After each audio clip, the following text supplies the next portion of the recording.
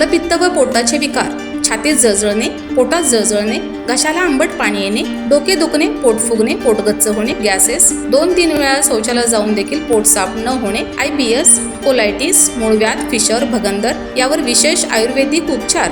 तर आजच संपर्क करा विजयी भव आयुर्वेद, नेवरी तालुका कडेगाव, जिल्हा सांगली. आता पुणे व मुंबई या ठिकाणी सुद्धा. संपर्क 91 75 74 34 54 व 73 87 34 34 77.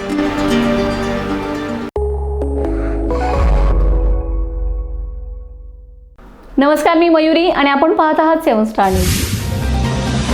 खानापूर आटपाडी मतदारसंघातील दुष्काळी परिस्थितीवर मात करण्यासाठी आमदार सुहास बाबर यांनी केलेल्या सातत्यपूर्ण पाठपुराव्याला अखेर यश आले.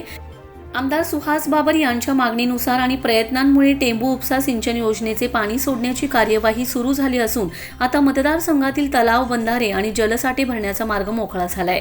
खानापूर आटपाडी हा भाग कायम दुष्काळाच्या छायेत राहिलाय. त्यातच अल निनोच्या प्रभावामुळे पावसाचं प्रमाण कमी असल्यामुळे आगामी काळातील संभाव्य पाणी टंचाई लक्षात घेऊन आमदार सुहास बाबर यांनी सुरुवातीपासूनच पाणी प्रश्नाला प्राधान्य दिले.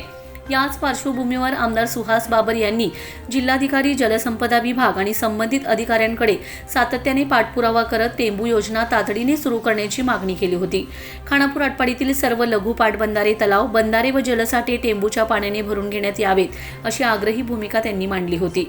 सध्या कृष्णा नदी खोऱ्यात उपलब्ध असलेल्या पाण्याचे नियोजन करून टेंबू उपसा सिंचन योजनेद्वारे पाणी उपलब्ध करून देण्यात येत आहे. या पाण्यामुळे खानापूर व आटपाडी तालुक्यातील शेतकऱ्यांना मोठा दिलासा मिळणार असून शेतीसाठी सिंचनाची सुविधा उपलब्ध होण्यास मदत होणार आहे. टेंबू उपसा सिंचन योजनेच्या माध्यमातून सर्व लघु पाटबंधारे, तलाव, जलसाठे भरून घेतल्यामुळे भविष्यातील पाणी टंचाईवर नियंत्रण ठेवण्यास मदत होणार आहे.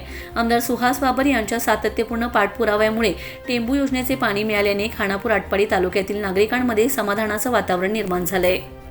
Bureau report, 7 star news.